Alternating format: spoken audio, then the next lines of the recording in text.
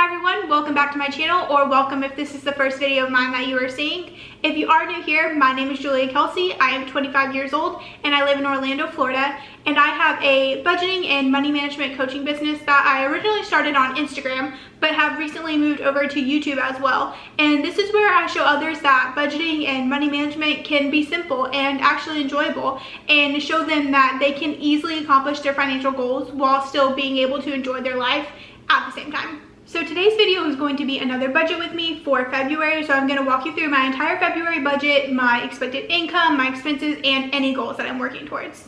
And I am going to be walking you through my budget using my budgeting spreadsheet. So if you like this and think it might work for you and you want to try it out for yourself, I do sell them individually on my website for just $10. And that includes the template I'm showing you today and a bunch of other trackers as well. So I will leave the link to that in the description. And then my templates come with all of my coaching packages as well. So let's get started and take a look at my February budget. As always, we're going to start with my expected income for the month. I have the individual components blocked out for privacy, but as a whole, I expect to have about $4,100 in income this month. So that is what I will be working with for my entire budget, and we'll be giving each of those dollars a job. Now let's move on to my expenses, and we'll start out with the fixed expenses. So these are the ones that for the most part don't change month to month, and I know exactly when they're going to come out and how much they're going to be when they do. So my first fixed expense is my rent. I do live in downtown Orlando in a luxury apartment, so this does reflect that I am living in a slightly more expensive area. Next, we have my monthly car payment, which is just a bit over $300. And then next is my Wi-Fi, which is $34.99. The next one is my monthly gym membership. So I just have a basic membership at a Crunch gym, so that's just $10.60, and I keep that part of my fitness expenses pretty low because I do also have an Orange Theory fitness membership. I have the middle tier one where you get 8 classes a month, and I really enjoy going to those classes. And I have more motivation to go to those classes because I am paying a bit more. So that is something that I prioritize and like to fit inside of my budget. So the next one is a couple business subscriptions. So within this, I have my recurring website payment, and then I also have a Canva subscription in here as well. So that comes out to $58.99. Next is just my Amazon Music subscription. And then after that is Hulu. I do have the live version of Hulu. This pretty much replaces my cable. I don't have any other streaming or cable services, so that is why that's a little bit more. And then the next one is iTunes. So this is basically just like Apple storage on my phone for all of the videos and photos. And then the last two I still consider fixed expenses, but they are slightly more variable within how much is going to be each month. So the first one is my utilities. So that would be like water, electricity, anything like that. And this usually falls around $150 a month. So that is my estimate for February. And then the last one is insurance. So within this, most of it is my car insurance, and then also $12.50 of this is my renter's insurance. So now let's move on to my variable expenses. So these are the ones that do fluctuate month to month, and this is where a lot of your daily spending is going to happen. So my first category is eating out, and I am making a little bit of a change in this category compared to previous months. So I normally do $50 a week for eating out. So in a normal month, that would be about $200. And I've been really good about staying right at that or under that in the past couple of months. However, recently I've been noticing that I've had a little bit of trouble staying within my grocery budget, which I will talk more about in a second. So I'm challenging myself to eat a little bit less eating out and budget a little bit less so that I have more to put towards groceries. So instead of my normal $200 for the entire month, I'm dropping that down to $160, and then we'll just budget $40 per week. The next category is auto, which is mainly just my gas. This used to also include tolls when I was driving to and from work, but since working from home, I rarely have to pay those, and that's also why my gas category and budget is so low. The next one is groceries, and like I mentioned before, I did increase this a little bit from last month. Last month I did $250, and this month I'm doing $270, so just a small increase, and then I'll reflect next month and see if I need to increase even more. And within this grocery budget, it does include my HelloFresh subscription, which I do enjoy getting because it makes it a lot easier to cook for just one person and limits a lot of the food I was wasting when I was getting everything from the grocery store. So I don't get a box every week, but I do budget to get at least 2 a month. And then in addition to the HelloFresh, this budget also includes just normal grocery trips. And this is where I was noticing the increase. So I normally go to the grocery store every other week, and previously I had averaged about $40 to $50 per trip, but now that's gone up to $50 to even $75. So that's the increase that I'm accounting for when increasing my grocery budget.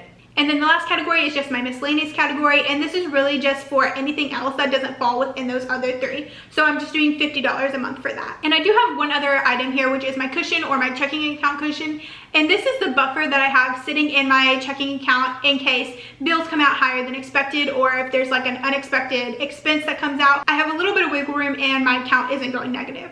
And in February, I'm not specifically allocating any money to this. I do already have a pretty good buffer, but sometimes if I have a couple dollars left over at the end of the month, I will put it towards my checking account cushion. So now let's talk about my sinking fund allocations for February. And I did just do an entire video on all of my sinking funds and how I determined what allocations I'm putting towards them each month. So make sure you go check that out if you haven't already. So my first category is clothes/beauty, and this is pretty straightforward. It's just clothes, skincare, hair care, makeup, anything like that would fall under this category. And for the month of February, I'm actually not putting anything towards this. And then the next one is my fun category. So this is for like a lot of entertainment or going out type things. And this month I'm allocating $20 to this category because I actually didn't allocate anything to it in January, but did end up doing a little bit of spending. So I want to make sure that I refund those purchases.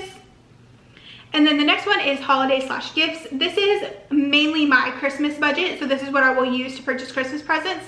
And my goal for that is $600 by the end of the year. So to reach that, I'm just doing $50 a month.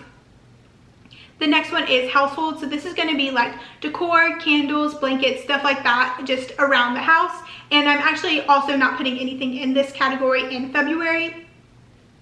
The next one is Nico's sinking fund. So this is going to be anything I need to purchase for him, his vet visits, his prescriptions, toys, anything like that. So I'm just doing $70 for February for him.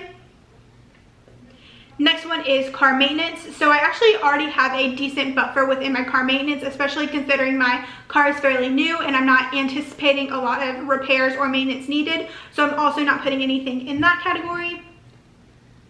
The next one is medical. So I use this for like prescriptions and co-pays. I did just purchase contacts recently using this fund, so it's slightly negative and I'm replenishing that. So I'm putting $20 in that category. The next one is tech, and I explained how I'm using this category in that sinking funds video, but basically I'm replenishing money that I took out of my emergency fund to make this account positive again. So that is where that $50 is going to go. And the last two are my yearly subscriptions. So I have an Amazon Prime subscription and I just put $10 a month towards that. And then I have a yearly Crunch renewal gym fee. So I just put $5 a month towards that. So in total this month I have $225 going towards my sinking funds. Next are my savings goals, which my main goal as of right now is just anything extra that I can put towards my student loans, which I don't have anything budgeted for at the moment, but if I have any additional income for the month or if I have anything left over at the end of the month, this is the first place that it will go. Which brings me to the debt section and my minimum student loan payment, which is $911.45. And then lastly is just the overview section where I can double check that I have allocated all of the income that I've estimated for the month. And we can see right here that it is 0, so I know that I have accounted for every dollar. So that is my entire plan and budget for the month of February, and then next week I will be doing a January recap. So we will be able to see how my actual January turned out in comparison to the plan that I showed you in my January budget with me. So look forward to that. That will be up next Sunday. I hope you guys enjoyed this video and found it helpful. If you did, make sure you give it a thumbs up and don't forget to subscribe so you can see more videos like this from me. And also make sure you check out my Instagram so you can see content from me in between YouTube videos. And with that, I will see you guys in the next one.